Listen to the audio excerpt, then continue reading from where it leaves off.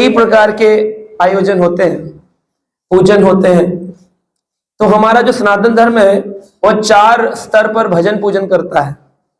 आप सभी मंदिर जाते हो कभी ना कभी, तो जिस भी संस्था में जुड़े हो या जिस भी मंदिर से या जिस भी धर्म समुदाय में हो, सभी मंदिर जाते हैं भारत में विशेष करके। तो जब हम मंदिर जाते हैं तो प्रथम कारण होता है मंदिर जाने का, डर के कारण व्यक्ति मंदिर जाता है। हम देखते हैं बहुत सारे मंदिरों में लोग शनिवार को तेल चढ़ाते हैं, लोग नवग्रह पूजन करते हैं, क्योंकि वो डर के। कुछ समय पहले एक पिक्चर आई थी पीके, उसमें भी उसने बोल दिया कि जो डर गया वो मंदिर गया। और सनातन धर्मी उन मूवीज को देख करके सोचते हैं कि हाँ, कभी आपने देखा है कि कोई मुसलमान व्यक्ति अपने धर्म की निंदा कर रहा हो? कभी आपने देखा है कि कोई क्रिश्चियन व्यक्ति अपने धर्म की निंदा कर रहा हो? केवल सनातन धर्मी ऐसे हैं जो अपने को हिंदू कहते हैं और उनको हिंदू धर्म की निंदा करने में कोई अफसोस नहीं होता है।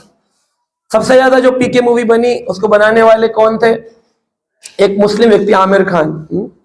और मुस्लिम व्यक्ति ने उसमें हिंदू भगवान के देवी देवताओं की निंदा करी और उसे खरीद के देखा किसने?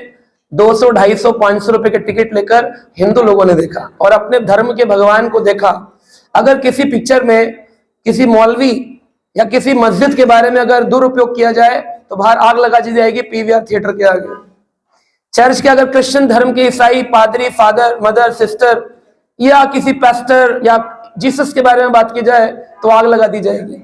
लेकिन सनातन धर्म इतने विशाल हृदय के हैं कि वो अपनी निंदा सहते सहते कई हजार वर्ष बीत गए, लेकिन अभी भी हमें लगता है, गर्व से कहो हम, सिर्फ गर्व कहाँ है? वो गर्व है ना, कोई गर्व नहीं है। We are not proud of being Indians, we are not proud of being Hindu सनातनीज।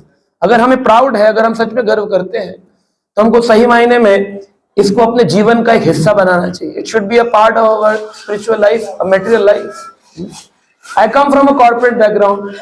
मैंने फार्मा रिसर्च किया है लंदन कॉलेज ऑफ मैनेजमेंट से। सन 2002 में मैंने भगवत गीता पढ़ना शुरू किया, क्योंकि मैं एक धर्म समुदाय से आता हूं, एक ब्राह्मण फैमिली से। मुझे लगा केवल दीपावली पर पूजन करके और सोचना 364 दिन भगवान हमारा लक्ष्मी प्रदान करे, ये कौन सा धर्म है? एक मस्जिद वाला व्यक्ति हर शुक्रवार को नमाज पढ़ने जाता है और आप उसे बुलाओ और 2 बजे आपके काम नहीं करेगा, कहेगा मेरा नमाज पढ़ना जरूरी है। जब मैं कॉर्पोरेट लाइफ में बहुत बड़ी बिल्डिंग में, मैं 2500 एम्प्लॉइज की कंपनी में काम करता था, leading a team of 250 people, 250 लोगों की टीम को लीड करता था। और मैं मार्केट रिसर्च, फार्मा रिसर्च और पूरे यूरोपियन मार्केट्स को देखता था और हाई पैकेज था मेरा। लेकिन उस समय मुझे एक चीज जो खराब लगती थी अपने ऑफिस में, कि बहुत सारे लॉकर्स हैं और हर लॉकर के अंदर नमाज पढ़ने वालों की दरी रखी और टोपियां रखी हैं। लेकिन जो मुस्लिम व्यक्ति काम कर रहा है उसको 2 बजे छुट्टी दी जाती थी फ्राइडे के दिन, कि इसका धर्म है। जो चर्च पढ़ने व्यक्ति क्रिश्चियन है वो संडे के दिन ओवर टाइम नहीं करेगा, बोलेगा मुझे को ना संडे को जाना होता है चर्च में। लेकिन सनातन धर्मी जो होते हैं उन लोगों का कोई टाइम नहीं है, उनको जब बुला उनको पैसा उनका सबसे बड़ा भगवान हो गया है। The multi vitamin M, the M vitamin is the most important vitamin. Money मिल जाए बस जैसे भी करके, इसलिए लक्ष्मी पूजन कर लेंगे, बाकी दिन हमको भगवान की बात करो तो हम संसारी बातें करेंगे। हमें लगता है ये पंडित जी का काम है पूजन करना, हमारा थोड़ी है, हमारा थोड़ी है। इसीलिए संस्कार खराब हो गए, इसीलिए आज सनातन धर्म का इतना पतन हो गया, समाज में इतनी कुरीतियां आ गई कारण। तो मैं कॉर्पोरेट लाइफ में था, तो मैं सिर पे अपने ये शिखा रखता था चोटी। तो मेरे जो सीनियर बॉसेस थे जो कि यूरोप में रहते थे, तो वो लोग बोलते हैं क्या जरूरी है आपको, आप लीडर हो, आप इतनी बड़ी टीम के ग्रुप मैनेजर हो, आपको ग्रुप को हैंडल करना है, आपको ये चोटी नहीं रखनी चाहिए। तो मैंने उनको बोला कि जो लोग सिख लोग हैं वो लोग भी तो पगड़ी रखते हैं। तो बोले वो तो उनका धर्म है। मैंने कहा हिंदुओं का धर्म नहीं सनातनियों का चोटी रखना। कौन से सनातन धर्मी थे आज से 500 वर्ष पूर्व जाएंगे, कौन सा सनातन था जिसकी चोटी नहीं होती थी? लेकिन अभी हमको उसको रखने में क्या लगता है? अपमान, because we are advancing. Just 15 days back I was in Australia. मैं ऑस्ट्रेलिया में था 15 दिन पहले, सिडनी, पर्थ और उस एरिया में एडलाइड। वहां पर सनातन धर्म की इतनी डिमांड है, उन्होंने मुझे बुलाया, मुझे बैठ करके 250 लोग आकर के, क्रिश्चियन, ब्रिटेन के लोग जो थे वो लोग सुनते थे, अफ्रीकन लोग सुनते थे, सिंगापुरियन, मलेशियन लोग सुनते थे। मुझे बहुत दुख होता था, वहां आंसू आते थे देख करके। इन लोगों को कितनी नीड है भगवान के ज्ञान की, और हमारे भारत में जो ज्ञान फ्रीली अवेलेबल है उसको सुनने के लिए किसी के पास टाइम नहीं है। It's such an irony of life. जीवन की बड़ी विडंबना है कहते हैं जब जल था, भारत में नदियां थी, सरोवर थे, जब जल था तब नल नहीं थे घरों के अंदर, जब नल आ गए तो अब जल नहीं है, सोसाइटी के अंदर पानी नहीं आ रहा है। तो नल, जब जल थे तब नल नहीं, अब नल है तो जल नहीं। तो इस विडंबना को कैसे बदल सकते हैं, इसके लिए इस्कॉन ने एक प्लानिंग करी। श्रील प्रभुपाद जी भारतीय व्यक्ति थे जिन्होंने, बहुत बड़े बिजनेसमैन थे, अपने गुरु के कहने के अनुसार उन्होंने कहा अगर भक्ति, भगवान का ज्ञान भी अगर इंपोर्टेड हो जाए ना, इंपोर्टेड हो जाए तो फिर अपने आप ही चीजें सेटल हो जाती हैं। तो इसको इंपोर्टेड कर दो। कैसे इंपोर्टेड किया जाए? श्रील प्रभुपाद अमेरिका गए और न्यूयॉर्क में जाकर के उन्होंने इस्कॉन रजिस्ट्रेशन करवाया, और इस्कॉन जब रजिस्टर हुआ तो कौन सा ज्ञान दिया? गीता का ज्ञान, भागवत का ज्ञान, जो कि प्राचीन, मैं मथुरा से बिलोंग करता हूं, हमने इस्कॉन के पहले भी भगवत गीता का और भागवत का ज्ञान सुना। ऐसा नहीं है कि हम गीता भागवत इस्कॉन में आकर के सीख गए, तो हमारे ग्रैंड पेरेंट्स पहले हमको सिखाया करते थे गीता भागवत, लेकिन इस्कॉन ने क्या किया? उसको स्ट्रीमलाइन किया। आज संसार में हर चीज की स्ट्रीमलाइन है। अगर आपको म्यूजिक सीखना है, ऑनलाइन जाइए, यूट्यूब में जाइए, किसी कोर्स को ज्वाइन करिए, एकेडमी ज्वाइन करिए। क्रिकेट सीखना है, एकेडमी ज्वाइन करिए। आपको मैनेजमेंट सीखना है, आप मैनेजमेंट कॉलेज ज्वाइन करिए। आपको कॉर्पोरेट लाइफ का लॉजिस्टिक्स सीखना है, लॉजिस्टिक्स कंपनी में जाइए, वहां से ट्रेनिंग लीजिए, इंटर्न बनिए, सीखिए। लेकिन आपको भगवान के बारे में सीखना है और इसका कोई कॉलेज नहीं है, ये जिसकी जो मर्जी है वो कर लो। भगवान तो सबका है, बस एक चीज पकड़ ली। ये कुरीतियों की बेसिक लाइन में बताता हूं, कौन कौन सी लाइनें कुरीति बताती हैं। दी डेफिशिट ऑफ द सनातन धर्म, कहां कहां प्रॉब्लम है, ये बोलना। किसी भी रास्ते चलो, भगवान सबका है, भगवान के मंदिर जाने की कोई आवश्यकता नहीं, भगवान तो कण कण में विराजमान है। ये क्वेश्चंस लोगों के हैं और इनके रिफ्यूटिंग आंसर्स मैंने तैयार किए हैं। अभी मुझे 2 साल पहले आइकॉन ऑफ एशिया का अवार्ड दिया गया, दुबई बुला करके भारत से सम्मानित किया गया, गल्फ के लोगों ने सम्मान किया कि आप एक ऐसे व्यक्ति हैं जिन्होंने धर्म के लेक्चर्स को 5000 लेक्चर्स वीडियो अपलोडेड है ऑनलाइन। अगर आप जाएंगे, मेरा नाम सर्च करेंगे, 5000 लेक्चर मिल जाएंगे आपको। क्या उसमें हो रहा है? मुस्लिम लोग फोन करते हैं कि जी मैं नमाज पढ़ने में मुझे वो आनंद नहीं आता है जो मुझे भगवान का नाम जपने में आता है। मैं कितने सारे ऐसे लोगों को अभी तक रिवॉल्यूशन में ला चुका हूं।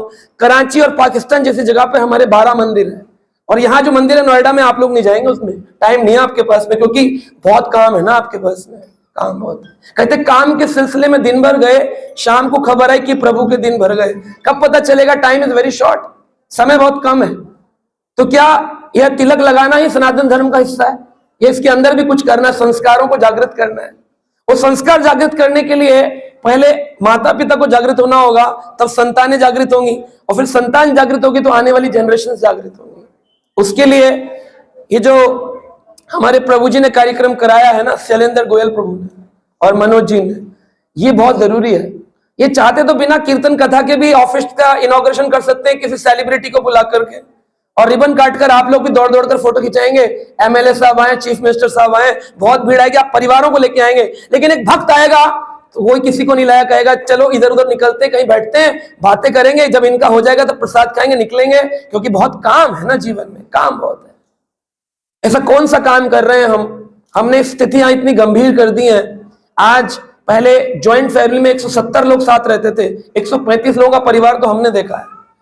आज घटते घटते न्यूक्लियर फैमिली में माता पिता को भी रखकर लोग तैयार नहीं है। सास कहती है मैं बहू के साथ नहीं रहूंगी, बहू कहती है सास के साथ नहीं रहूंगी, और फिर सास सीरियल बनाती है, सास भी कभी बहू थी।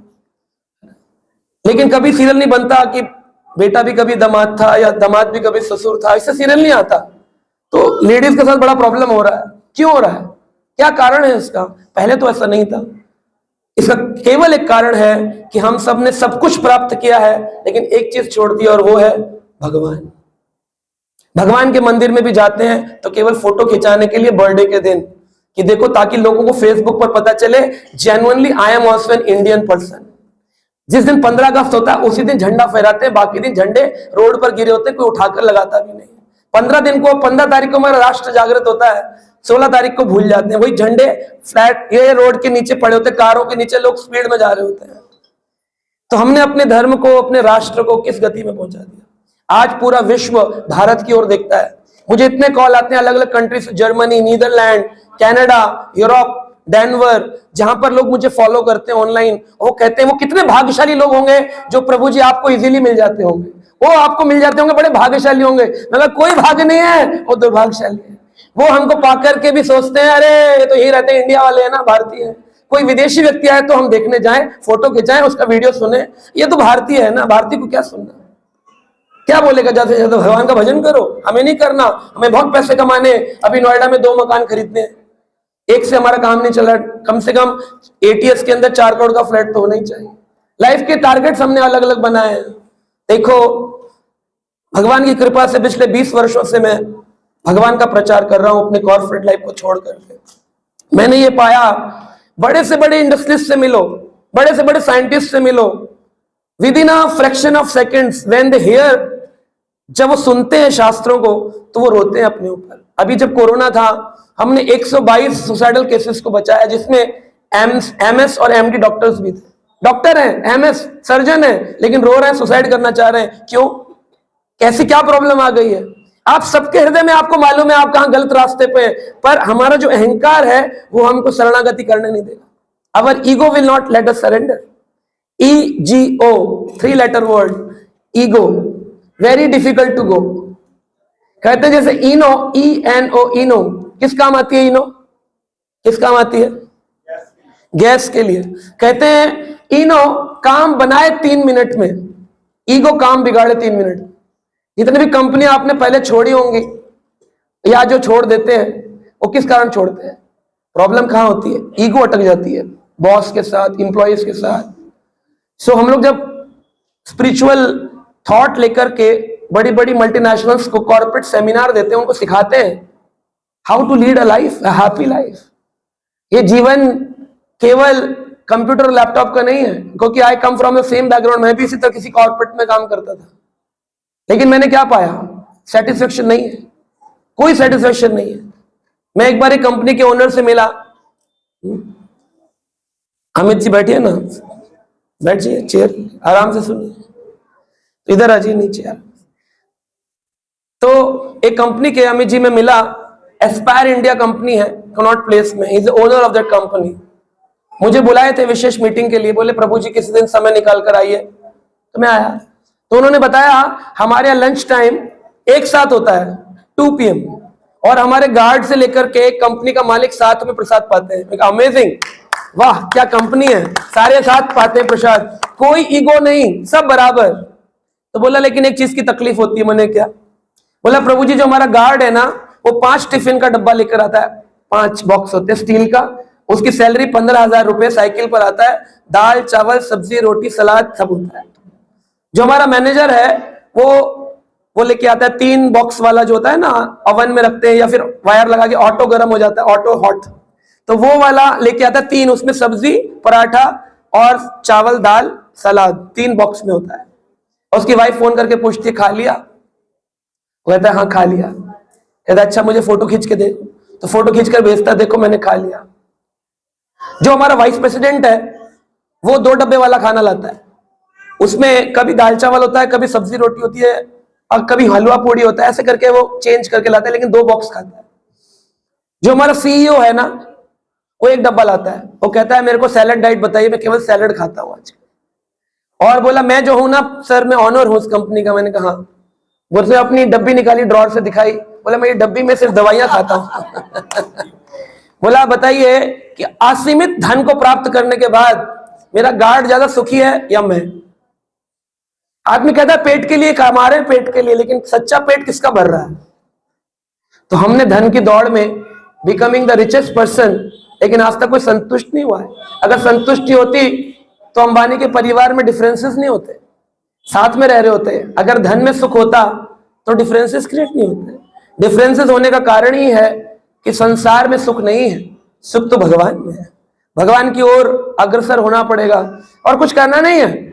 ऐसा नहीं है कि आपको हमारी तरह धोती कुर्ता पहनना पड़ेगा तभी आप संस्कारी कहलाएंगे।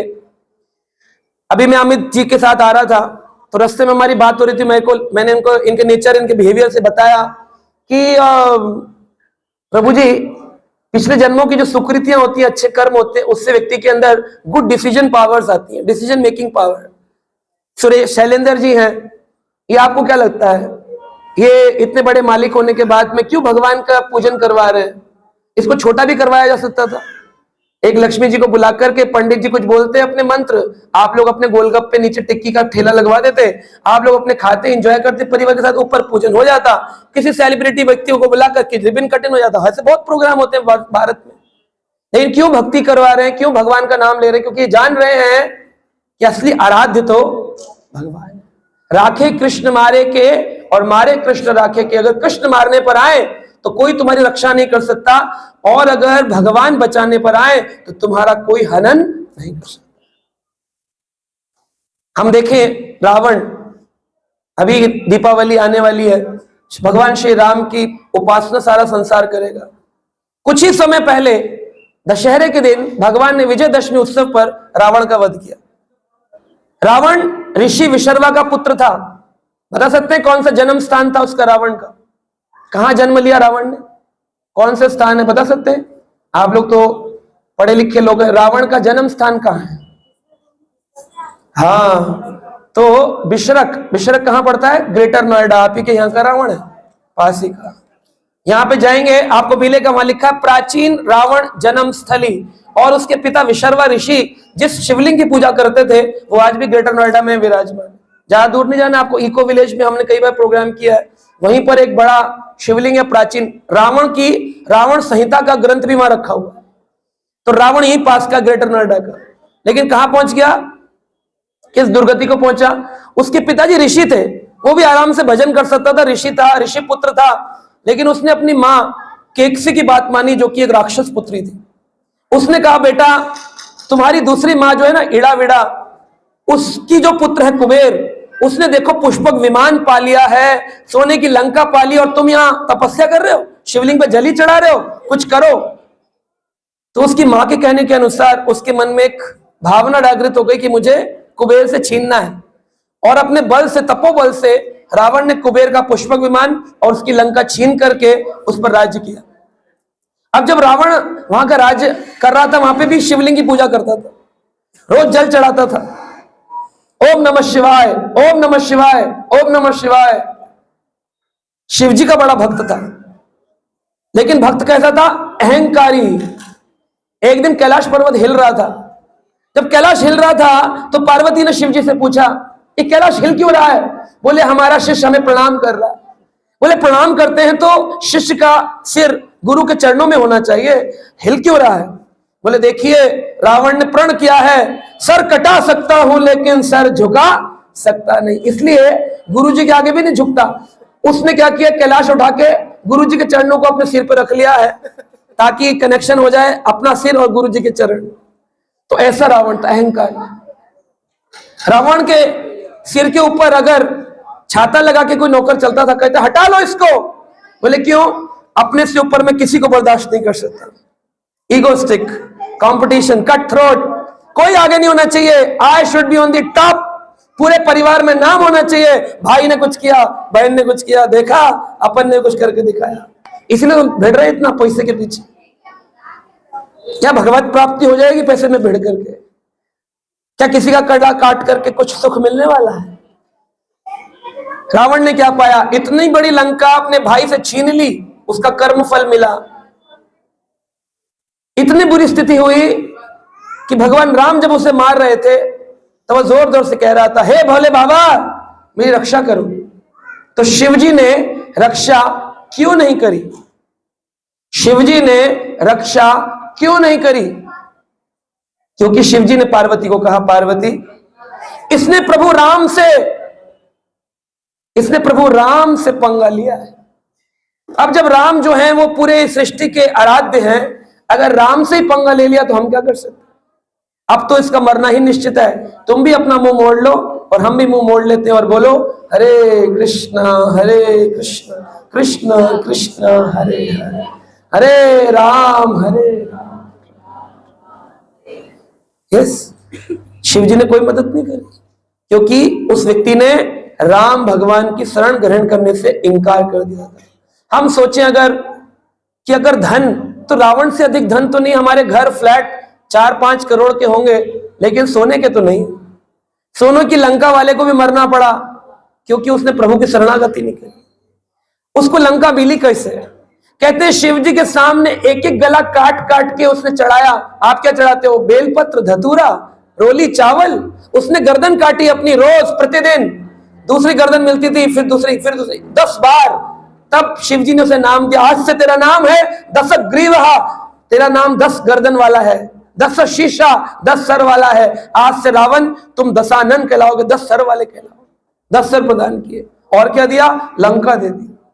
विभीषण जो कि भगवान के भक्त थे, उन्होंने केवल भगवान राम की शरणागति कर दी, शरणों में झुक गए। झुकने से विभीषण को वो मिल गया जो रावण को गर्दन कटाने से भी नहीं मिल पाया, विभीषण को गर्दन झुकाने से मिल गया। तो बताओ, कटाना अच्छा है कि झुकाना अच्छा है? अब लोग अहंकारी होते हैं ना, नहीं नहीं भगवान के आगे हम क्यों, हम तो वो हैं जो अपनी किस्मत की लकीर खुद बनाते हैं। ऐसे वाले भी मिले भारत में कई लोग।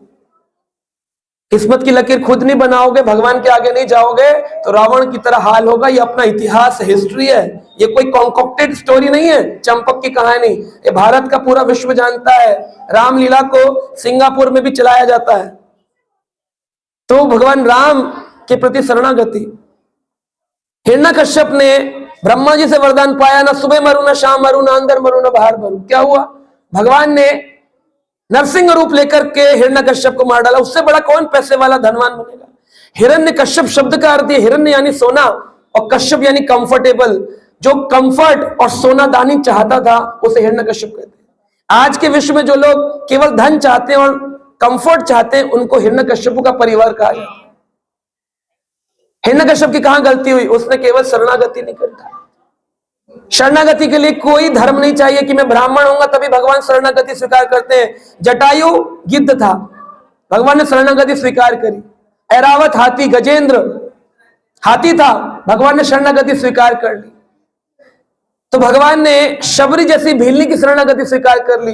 द्रौपदी रजस्वला थी, 5 दिनों में माताजी लोग किचन में काम नहीं करती हैं, लेकिन उस काल में द्रौपदी ने कृष्ण की शरणागति करी, भगवान ने वो भी स्वीकार कर ली। शरणागति के लिए कोई धर्म समुदाय नियम नहीं चाहिए, केवल अपने हाथ ऊपर करने होते हैं और बोलना होता है हरे कृष्ण कृष्ण कृष्ण हरे हरे, हरे राम राम राम। इसमें क्या लगता है? जब बैंक लूटे जाते हैं और डाकू आते हैं, डकैत आते हैं ना, डकैट्स, तो जब बैंक को लूटते हैं तो बंदूक दिखाते हैं, तो सामने वाला क्या कहता है? Hands up, otherwise I will shoot on you, मैं मार डालूंगा। हाथ ऊंचे करने का क्या मतलब है? मैंने क्या कर दिया? सरेंडर। तो ठाकुर जी के आगे ऐसे हाथ करने का क्या मतलब है? अब प्रभु हमने आपको कर दी है शरणागति। अब ये माया की जो तकलीफें हैं, मानसिक तकलीफें, आत्मिक तकलीफें, शारीरिक तकलीफें, इनके प्रलोभन को बंद कर दो, ये बंद कर दो ये सारी चीजें। अब क्या दे दो मुझे? सुकून दे दो, शांति दे दो, मुझे आनंद दे दो। भगवान कृष्ण आनंद है। नंद के आनंद भयो जय कन्हैया लाल। नंद के आनंद हुआ, नंद के लाला नहीं हुआ, नंद के लड़का नहीं हुआ, नंद के बेटा नहीं हुआ, नंद के क्या हुआ? आनंद। क्योंकि कृष्ण ही आनंद है। आनंद का कोई पर्यायवाची शब्द और नहीं है। सुख का विपरीत शब्द है दुख, हैप्पीनेस का है सौरो, डार्क का है लाइट। लेकिन मैं आपसे पूछता हूं, आप सब पढ़े लिखे, आनंद का विपरीत शब्द बताइए क्या है? हिंदी शब्दकोश में आनंद का विपरीतार्थक शब्द क्या है? What is the antonym of bliss? बताइए, है कोई? आप नहीं खोज पा रहे हैं अपने दिमाग से, क्योंकि है ही नहीं। आनंद एक बार प्राप्त होने पर कभी घटता नहीं है, लेकिन सुख प्राप्त होने पर दुख प्राप्त हो सकता है, क्योंकि सुख का विपरीतार्थक शब्द है दुख। जब आप कहीं जूते खरीदने जाते हो तो उससे कहते हो मुझे जूते दे दो, तो एक जोड़ी देता है, 2 जोड़ी देता है? 2 ना, पेयर ऑफ शूज की एक देता है। तो ऐसे जब प्रभु से सुख मांगते हैं ना, जूता चेक करते हैं तो कितने नंबर का चेक करते हैं? बोले 8 नंबर का। एक चेक करते हो 2? एक चेक करते हो 2? नहीं, चेक कितने करते हो? दिखा दे डब्बे में से एक। तो जो फिट होता है हम उसी के हिसाब से दूसरे वाले को ले लेते हैं, है ना? लेकिन जब जूते में डब्बे के शूज में डाला जाता है शूज, तो कैसे होता है? एक सीधा होता है और एक उल्टा होता है।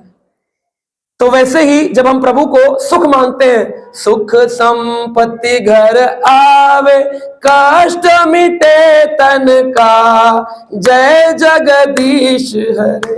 अभी ऊपर भी आपने गाया। तो ये गाते हैं सुख संपत्ति करावे। फिर ये हॉस्पिटल की क्या जरूरत है? जब सब लोग ये भजन जानते हैं कि सुख बोलने से सुख आएगा, तो फिर हॉस्पिटल की जरूरत क्यों पड़ी?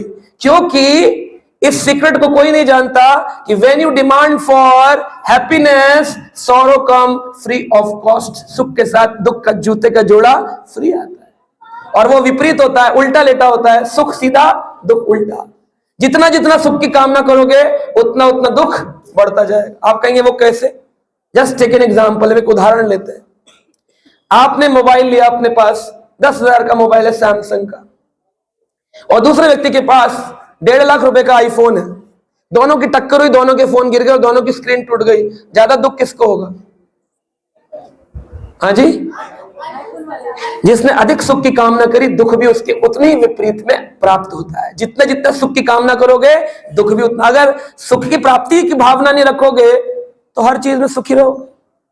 खाने को मिल जाए विधि राखे राम, ताए विधि रहिए सीताराम, राधे श्याम कहते रहिए, फिर आराम से आनंद में रहता है व्यक्ति। वो आनंद है, आनंद फिर घटता नहीं। खाने को मिले ना मिले, पांडव 12 वर्ष वनों में भटके, लेकिन वो सुखी थे, ठाकुर जी का संग था। लेकिन दुर्योधन राज्य पाके भी दुखी था। तो राज्य पाकर, धन पाकर आज तक कोई सुखी नहीं हो। तो क्या इसका मतलब प्रभु जी आप कहना चाहते हैं पैसा ना कमाएं, बिजनेस छोड़ दें, नौकरी छोड़ दें? मैं ऐसा नहीं कहना चाहता। मैं ये कहना चाहता हूं कि जीवन का ये लक्ष्य नहीं है। This is not only target of life.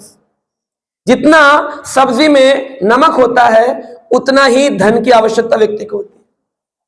सब्जी में कितना नमक चाहिए? अगर आपकी वाइफ पूरी एक डब्बा नमक का डाल दे सब्जी में और फिर कहे लॉट्स ऑफ लव, बताइए कैसा लगेगा आपको खाने में?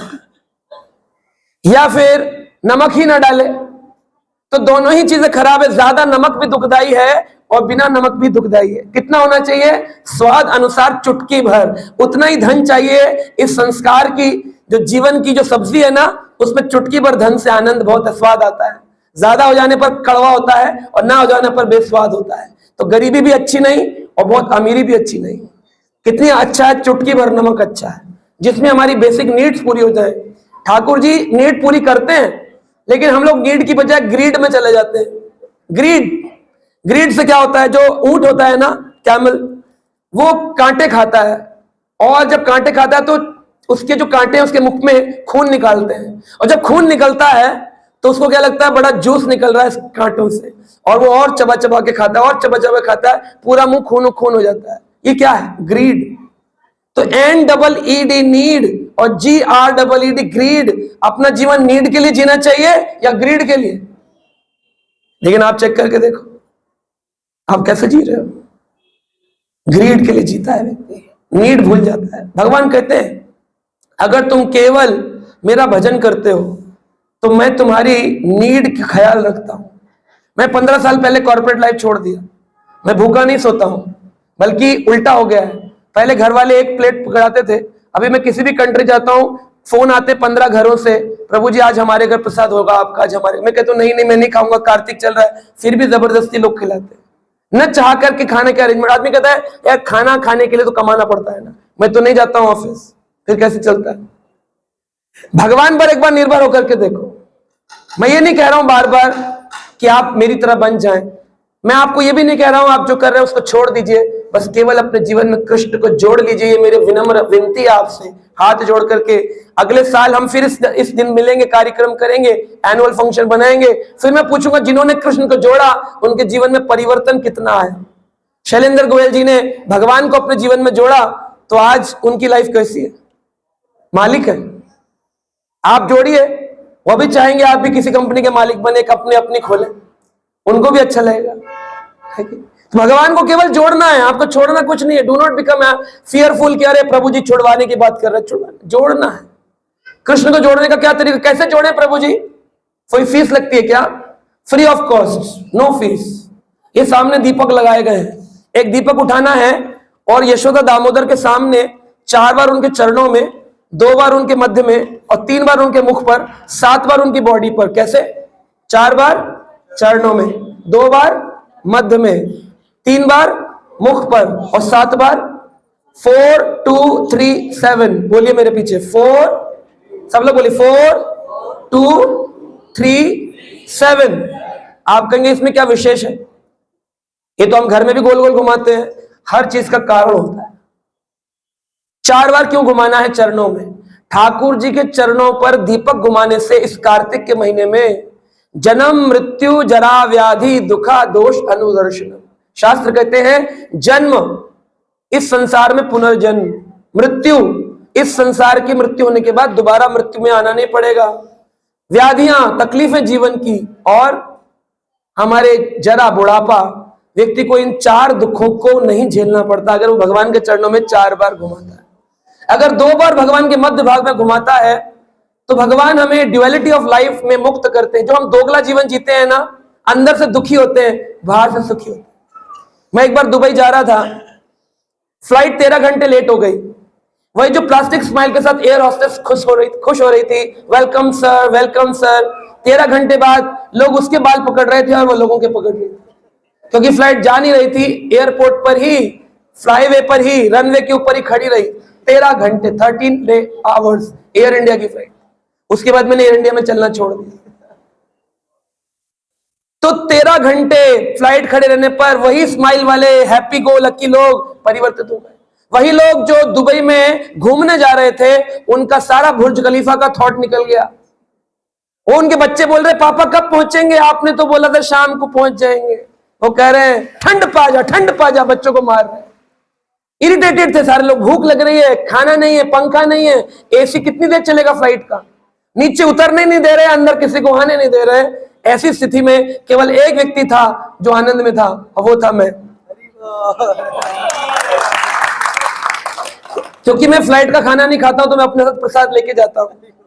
क्योंकि मैं भगवान का नाम जप करता हूं तो मुझे लगा कि आज भगवान ने 64 माला करने का समय दिया है, तो मैंने भगवान का नाम जप किया और प्रसाद पाया।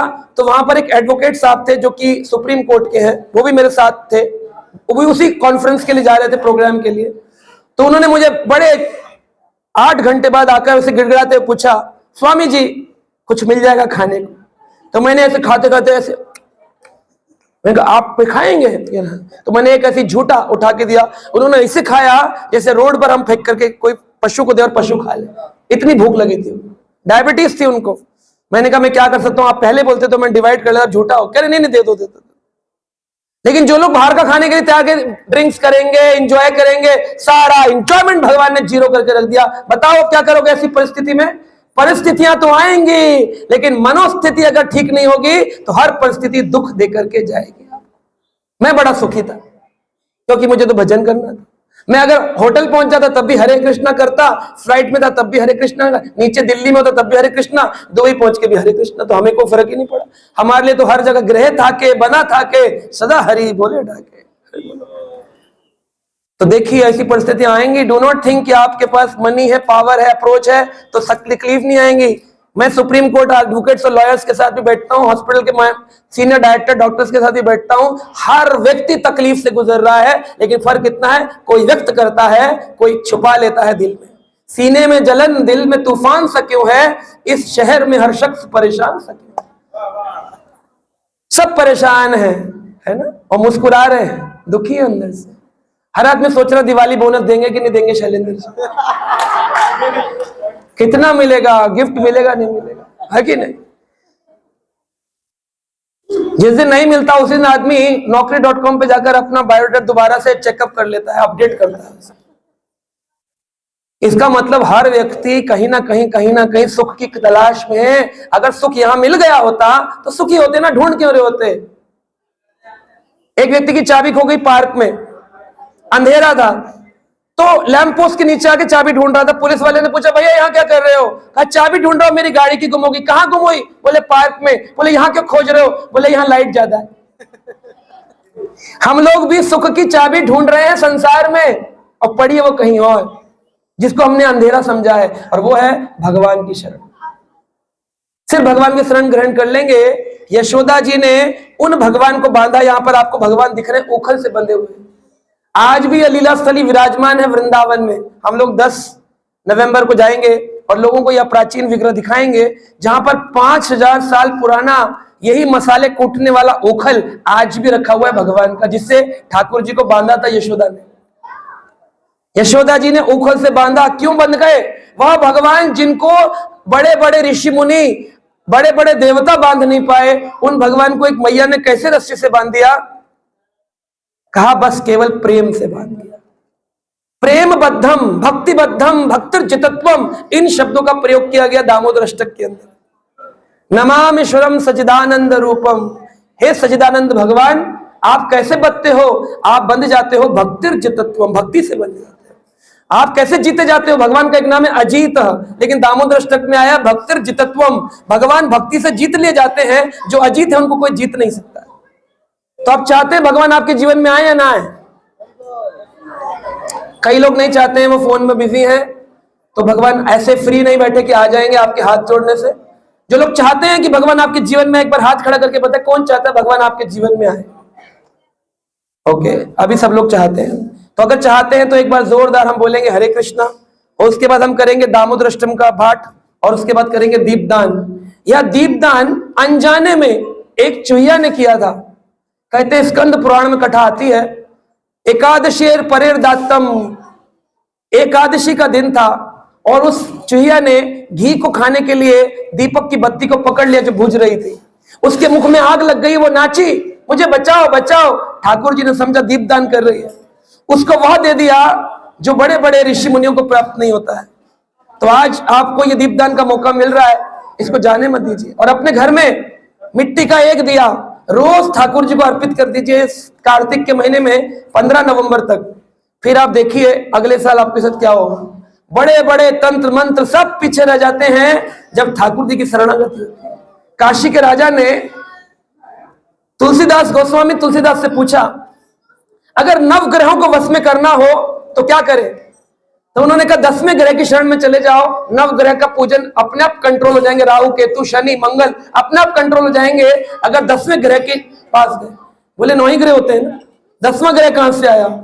बोले 10वां ग्रह है भगवान का अनुग्रह। भगवान के अनुग्रह में चले गए तो नवग्रह आपका कुछ बिगाड़ नहीं सकते। तो भगवान का अनुग्रह कैसे प्राप्त होता है?